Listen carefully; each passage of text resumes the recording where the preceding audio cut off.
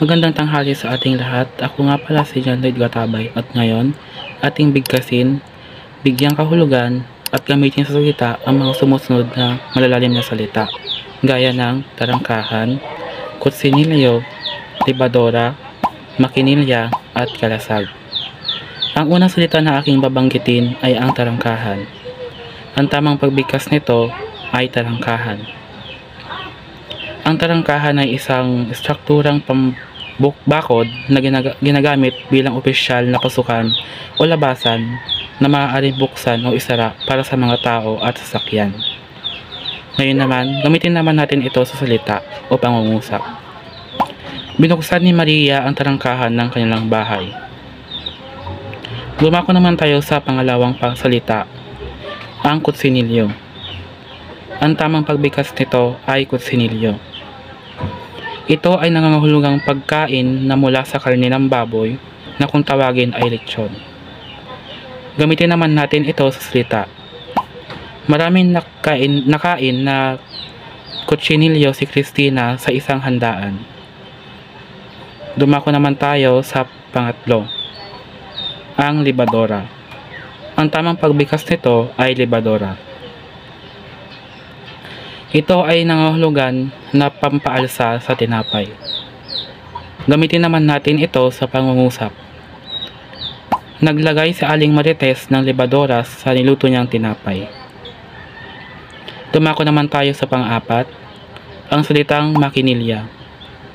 Ang tamang pagbigkas nito ay makinilya. Ito ay ginagamit sa pananahi ng mga kasuotan. Ngayon naman, atin itong gamitin sa pangungusap. Nananahi si Aling Nanet ng kanyang damit gamit ang kanyang makinilya. At ang huli, ang kalasag. Ang tamang pagbigkas naman nito ay kalasag. Ito ay mas kilala sa tawag na armas. Ngayon naman, gamitin naman natin ito sa pangungusap. Maraming dalang kalasag ang isang sundalo. Ngayon, ating ulitin at banggitin ang mga salita na ating binigyang kahulugan at binigkas. Ito ay ang tarangkahan, libadora, makinilya at kalasag. Isang mapagpalang araw sa ating lahat. Ako nga pala si Camille Ariniego at samahan niyo akong tuklasin ang mga malalalim na salita kagaya ng batingaw, sipnayan, bulwagan, binabagtas, at paineta. Ang unang salita ay batingaw. Ang tamang pagbigkas nito ay batingaw. Ito ay nangangahulugang kampana na kadalasang ginagamit sa simbahan. Gamitin naman natin ito sa pangungusap. Maraming beses na pinapatunog ang batingaw sa simbahan ng Katoliko. Dumako naman tayo sa pangalawang salita, sipnayan. Ang tamang pagbigkas ng sipnayan ay sipnayan.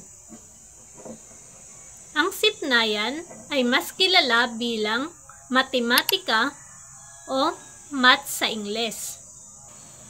Ang sipnayan ay isang sangay ng siyensya na tumatalakay sa numero, dami at iba pa.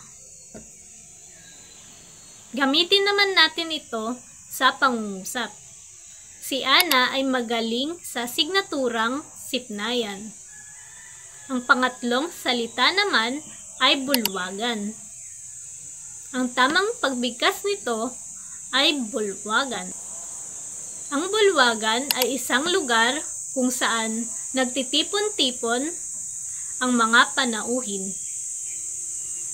Gamitin naman natin ito sa pangungusap. Maraming bisita ang nagtitipon-tipon sa bulwagan ni Kapitan Tiago para sa isang salo-salo. Ang susunod naman na salita ay binabagtas. Ang tamang pagbigkas nito ay binabagtas. Ang ibig sabihin naman nito ay pagtungo o pagpunta sa isang lugar. Gamitin naman natin ito sa pangungusap. Sama-sama naming binabagtas ang paaralan araw-araw. Ang panghuling salita naman ay paineta. Ang tamang pagbigkas nito ay paineta. Ang paineta ay ginagamit upang mapaganda ang ayos ng buhok. Ito ay tinatawag ding suklay. Gamitin naman natin ito sa pangungusap.